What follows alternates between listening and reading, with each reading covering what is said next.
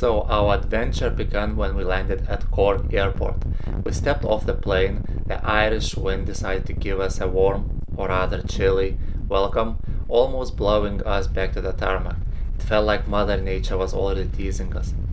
Our plan to take a boat to Great Skellig was ambitious, to say at least, but as luck would have it, the weather gods had a different plan. We arrived at the harbor, excited and ready to set sail, only to be told that the boat was cancelled due to a bit of the storm. Undeterred, we decided to explore the wild Atlantic coast by land. Yeah, yeah. Yeah, some walking would be nice. View, one bed studio apartment.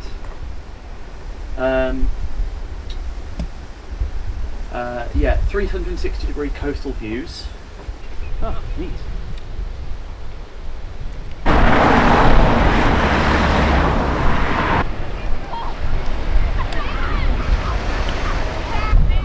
Appropriate. Barefoot.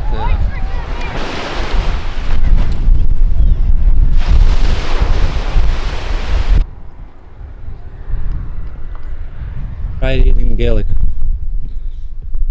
Is fjord dache dagta cuida chula cartha no rocha cloth. Well done, yeah. Nailed it. One of the gems we found were this ancient fortification dating back to the early medieval period, possibly around 600 to 900 AD. This circular stone fort stands as an architectural marvel, featuring dry stone walls that rise impressively to the height of over 6 meters. Its construction, with no mortal use, showcases the advanced craftsmanship of the time. It served both as a defensive structure and a residential site, offering a glimpse into daily life and protection strategies of early Irish inhabitants. Just as we thought our boat misadventures were over, we got news that the next day's boat trip was also cancelled due to wrath of Poseidon. At this point, we were starting to think the ocean had a personal vendetta against us. However, we weren't ones to give up easily. We spent our boatless day exploring the charming island, making friends with sheep who looked as perplexed as we were about the weather.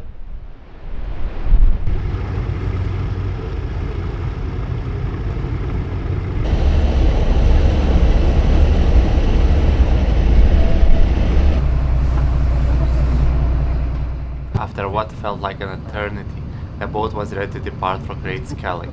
We approached the dock like victorious warriors returning from battle, with our waterproof armor and tails surviving Irish weather. And when the boat finally left the harbor, it was as if the sea had decided to give us a truce and offered us a breathtaking journey to Great Skellig.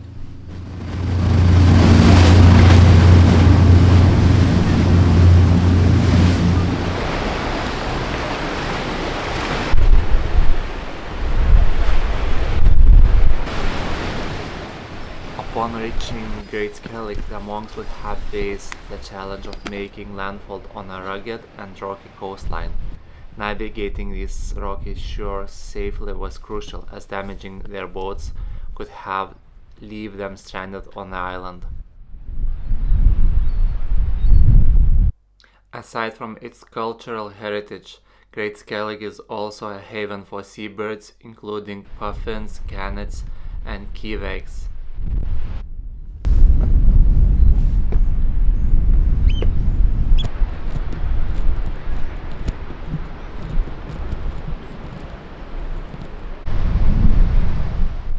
Only 15 small boats are allowed to land on the island, so advanced booking is essential.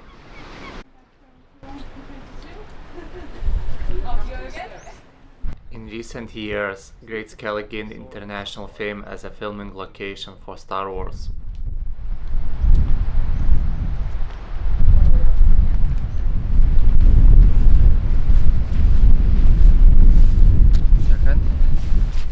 We're on the Great Skellig Island, here otherwise called Skellig Michael. It used to be a very remote place for monks to gather around. The monasteries were built from 6th to 8th century and monks used to live here. Vikings used to raid them, but they would still come around and live in this really remote island. This is a very rare example of these remote monasteries, worship islands, and that's why it became a World Heritage Site.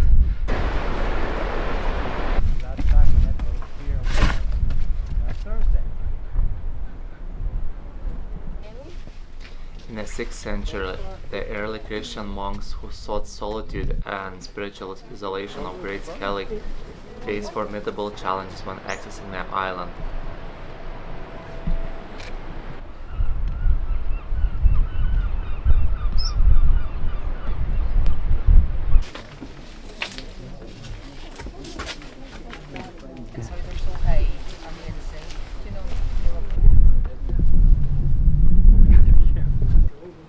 One of these structures are beehives.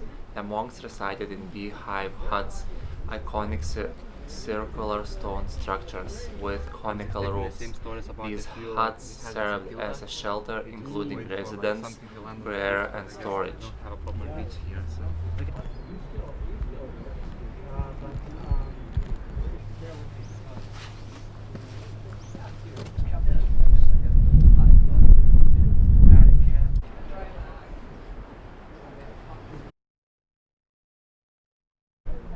Due to its cultural and natural significance, the conservation of Great Skellig is a priority.